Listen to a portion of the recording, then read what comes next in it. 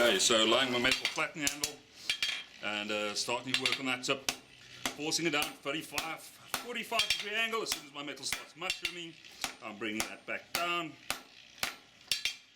I'm going for the pinch method, as you can see, so I'm flattening out my tip a tad, working on that slight rounding I've got there, and now I'm going to go over to the horn of the anvil to start my distal taper to the tip of my blade. So, distal taper is almost done, and now it is working using that last bit of heat, forging, and losing metal on my steel, so back into the forge. So finishing, I'll continue just cleaning up. I'm now going to focus on the tip by doing a deflective flow, forcing that down, forcing that over, turning out, and what I'm going to do is next heat I'll focus on the tip, as I do want to use a smaller hammer, right? Okay, so distal taper is good. I'm liking the taper I've got there. So next heat we'll do the tip. Okay, so focusing on that tip, no need to overheat my metal. Lipping it over until I see that little lip that I've got going there. And there we go. Tip is nicely formed. Alright, so just continuing cleaning up like what I've got going there. Now I am going to mark my steel up to about there. Okay, so I've got a visual indicator of where I'm going to start drawing the hill, so it's back into the forge. Okay, so drawing the hill using the 45 degree included angle, lip on the center of my anvil, hammering, giving it 2 shots on that side, finding that same angle on the other side, and walking my blows back to the ricotta area, flipping around, keeping in mind the reason that we are flipping metal on the anvil is to keep our work the same, centered, in other words, and number 2, it lessens the amount of contact that my steel has with the anvil. See, my anvil is cold, acts as a heat sink, so my steel cools down quicker. Alright, so what you saw me do there was just centering the hill as opposed, with relation to the center of my bar. Okay, so once my heel is drawn out, I'm back onto a 1.5 kilogram hammer. Note the angle of my hammer on the actual edge, and I'm only forging the edge, not wanting to go back and forth. I want to start at the back, good, and I want to draw that edge out to exactly the same thickness, so you don't end up going this and that way. Okay, so I'm starting to lose colour in my metal, and we're going back into the forge. Okay, so continuing, edge is the same thickness.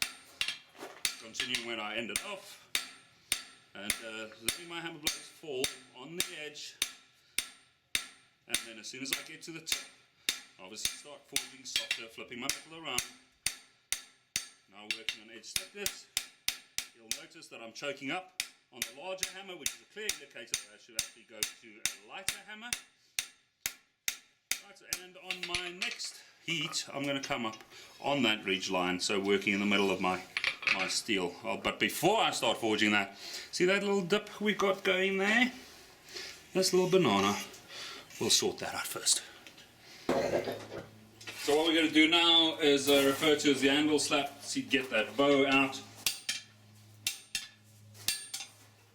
And you can hear it nice slapping the anvil, and that just straightens out your blade nice and quickly. Back to the forge. Okay, so now I'm continuing, and all I want to do is, before I continue, let's just clean up a lot of fire scuttles. I want to get rid of that. And now I start hammering up into the center of my blade. And keep in mind that the aim here is to create a flat surface running from the edge to the spine. So talking less, hammering more.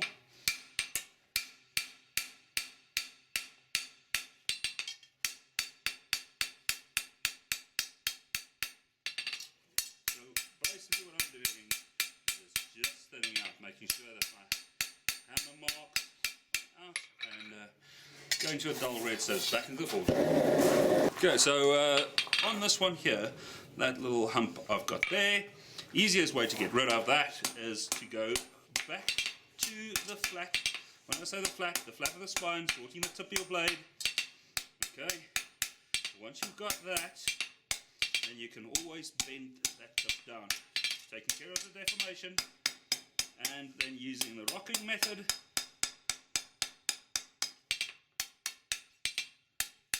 Sorting your blade. Okay, so next step would be to choke up on the throat a bit. Okay, so I'm onto a 1.5 kilogram on the throat, half on, half off blow, and what I want to create is that little choke point there. Okay, well, as soon as you see that little bow hammering happening in your blade, just hammer on the spine of your knife, tilting it forward, and that problem is solved. Okay, so we continue working. All I want to do is now straighten out the back, creating a slight V taper, and then making sure everything is still straight. So what I'm working on now is that slight little taper I've got there. I want to bring that taper in a bit more, tad more, and then work her up. Back to the forge. Continue working on that throat, upside down at this point in time. Be careful that when you're hammering down here to not hit the heel. Okay. So I'm working that slight taper. I'm going to go from the back again, increase my taper a bit more. I'm liking what I'm seeing. And now what I'm going to be doing is just all these high spots, I'm just going to take care of that and work those down. Constantly flipping my metal. And the reason for flipping the metal is twofold. Number one is obviously making sure stuff is equal on both sides, and you can hear and you can see me when I hit hammer on the ricassos. It is very light taps. I just want to straighten things out there. Okay, so next heat we're going to focus on the tang. So starting at the throat, I'm going to give myself about an inch, 25, 30 mil. I'm going to do my first little indicator or dent. I'm entering in the center of my steel, creating that, right? Same thing on the other side. And I'm using the edge of the anvil as a fuller. Now I'm going to go over to the horns, to the back, harder blows. And I'm using rounding on my hammer, as well as the rounding on the anvil, just to quickly do a taper. Okay, so now I've got a slight taper going, but we want to get more heat in the steel, and then I'll finish up the taper. Heat it back up. I'm going to start on the flat of the anvil, center of the anvil, to utilize the mass. And what I'm doing now is I'm flattening out, constantly turning my metal, and doing a bit of finishing or ironing out. Right, every single blow, having a look at the result of that blow, and making sure things are in the middle. Yeah. Once again, if I get to my ricasso area, the blows are softer. There we go. So we've got a nice little taper going up to there. Okay, so what we're doing now is I'm going to be cleaning up. So the safest part is not to hit there. Obvious issues. Putting it over the anvil and then just working on neatening up that taper that we got there. Right, once again, flattening out all those high spots, constantly flipping my metal. Like I said, twofold, getting anything, all the hard spots out, and then number two is while you're flipping, you're lessening contact with the anvil, therefore your steel stays hotter for a tad longer. Right, so I've got taper in my tang, that's a bit skew, but I've got a taper. Now I need to decide on the length that I want this handle to be. Now, as previously stated, I like 110 mil in my handle. From experience, I know it is about there, so I need to draw this out a tad longer. Right, so next heat, let me do that. So I'm going to go to the horn. All I want to do is just bring that out a tad more.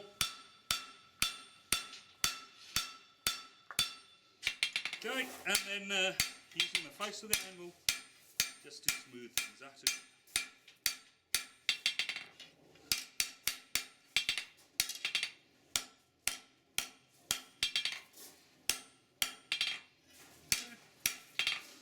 Making sure stuff is straight.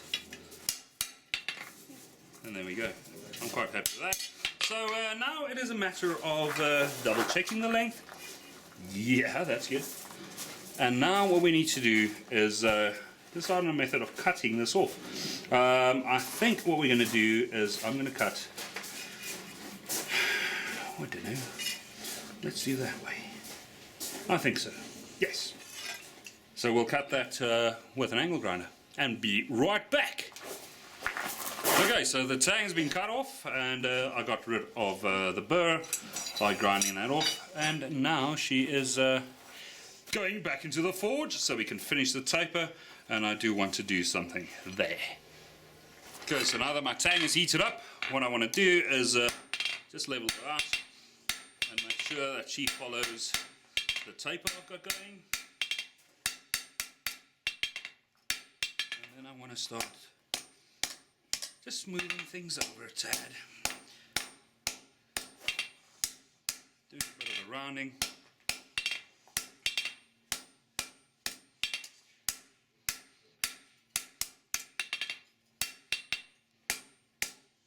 And then by lifting my hand at the back while hammering there, I'll get a slight curve, as you see there. So, doing that. See that little sexy curve you've got in the blade? Yeah. Okay, so that is pretty much hammering a full tang with a taper. So next step would be just making sure things are in alignment. As you can see, we've got a bit of a wonkiness happening there. So let's sort that out. Now you'll see slight black in my handle, like I mentioned. All I want to do is straighten out, so all I need to do is just get above non-magnetic so I can move metal and cleaning things up a tad. Okay, so I'm liking that handle shape. Now what I want to do is I've got a slight dip in the blade here, which I want to get rid of.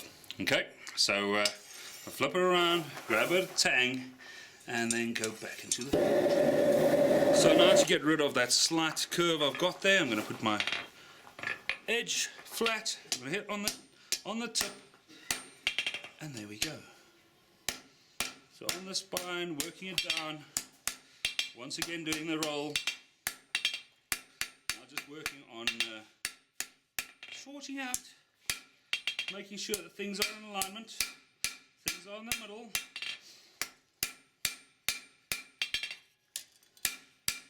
Working my spine a tad more.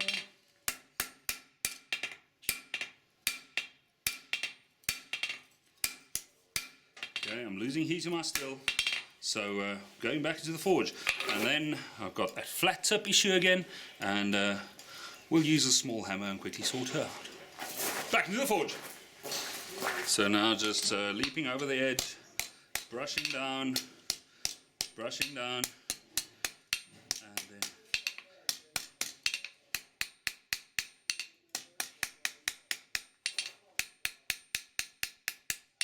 I'm quite happy with that.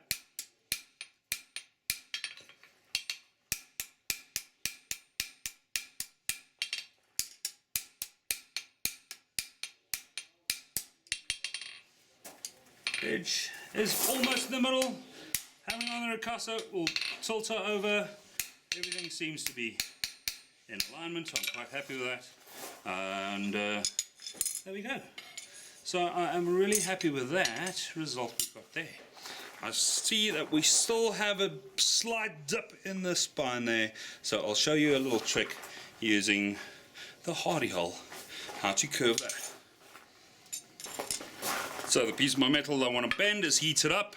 The little dip I'm setting right there, and I'm going to hit right on the heel very softly, obviously hammering the heel back, but what you'll see is that little ditch is now gone. Now I can take time and draw my heel out again, seeing that I know how to do that, and there we go. That problem is solved. Making sure that everything is in alignment. Edge is nice, same size, and there we go. I am quite happy with what we have there. Ta-da! Okay. Hope you had fun. I sure did. Cheers!